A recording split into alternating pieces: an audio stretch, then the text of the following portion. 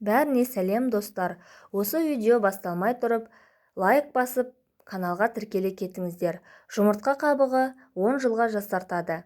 Әрбір әйел 30 жастан асқаннан кейін өзіне күтім жасауды бастамаса, жас ерекшелігіне қарай тері салбырап, босай бастайды. Алғашқы әжімдердің де көрініс беруі 30 жастан асқан соң байқала бастайды. Бұл кезде бет терісіндегі эластик коллагенді жоғалта бастайды. Сондықтан мейлінше жас қалпыңызды сақтап қалу үшін жұмыртқа қабығында орасан зор көмегі бар екенін біріңіз білсеңіз, біріңіз білмеуіңіз мүмкін. Ендеше, ас үйде жиі пайдаланатын азықтың бірі жұмыртқа екендігі белгілі болса, оның қабығына дейін пайдаға асыруға кірісейік. Қоқысқа тастамаңыз. Салатқа, кейде қамыр илегенде, кейде тамаққа жұмыртқаны жаратқаннан кейін қабығын қоқысқа тастамай кәдеге жарата біліңіз. Онымен бет терісі үшін керемет маска жасауды бастаңыз. Ол үшін жұмыртқаны тазалап жуып аламыз. Егерде сенімсіз болсаңыз, бүкіл микробтан тазартып алу үшін сірке суымен жусаңыз да болады. Жұмыртқаны жарып, ішіндегісін ыдысқа салған соң, сыртқы қабығында қалып қойған жұғындыны да саусағыңызбен алып, бет терісіне жағып қойыңыз. Қабықтың ішінде сиқырлы қабықша болады.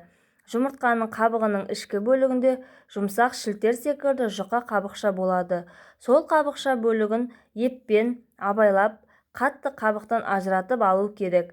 Бұл пленка көз айналасындағы әжімдерге қарсы тұра алатын керемет құрал. Оны екіге бөліп алып, көз айналасындағы әжімдер көп шоғырланған аймаққа жабыстырып қойыңыз.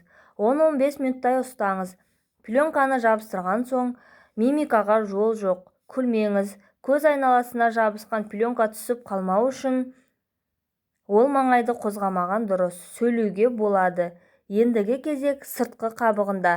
Қатты қабықты тазалап жуып алып, ұсақтап құрғату үшін майлықтың үстіне жайып қойыңыз. Әбден кепкенін күтіңіз. Ол үшін 2-3 күн күтсеңіз тіпті жақсы. Кепкен қабықты алып, ұнтақтаймыз. Блендермен немесе дәкеге 2-3 қабат етіп, дәкенің арасына салып, сыртынан балғамен ұрып ұнтақтасаңыз да болады. Кәдімгі ұн сияқты ұсақ болып шығуы керек. Себебі масканы бетіңізге жағу кезінде қатты бөліктері қабықтың бетіңізді жырып, теріге зақым келтіруі мүмкін. Содан кейін бетіңіздегі ақуызды жуып тастаймыз. Бетіңіз құрғағанша маска дайындап алуға уақыт бар. Ол үшін бір ас қасық кез келген айранға 1 шай қасық жұмыртқаның қабығын салып араластырамыз. Соңынан бетіңізге масканы щоткамен жағып шығыңыз. Қолмен жағуға болмайды. Және уқалауға, массаж жасауға болмайды. Жай ғана масканы жағып шығыңыз. 15 минуттай ұстап кепкенін күтіңіз. Кепкенін байқау үшін саусағыңызбен бетіңізді ұстап көріңіз. Содан соң бірден жуып тастамай, беттегі масканы қолмен сырып алып тастаймыз. Артынан қалған қалдықтарын жылы сумен жуып тастайсыз. Егер бетіңіздің терісі майлы болса, еш нәрсе жағудың керегі жоқ. Ал құрғақ болса, маскадан кейін бетіңізге нәрлендіретін крем жағып қойғаныңыз жөн.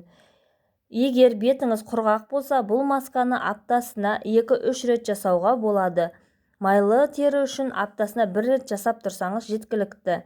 4 аптадан соң теріңіздің жасарып, әжімдердің кетіп, әдемі теріге ие болғанын байқайсыз. Видеоның соңына дейін қарағандарыңызға рахмет. Денсаулықтарыңыз мықты болсын.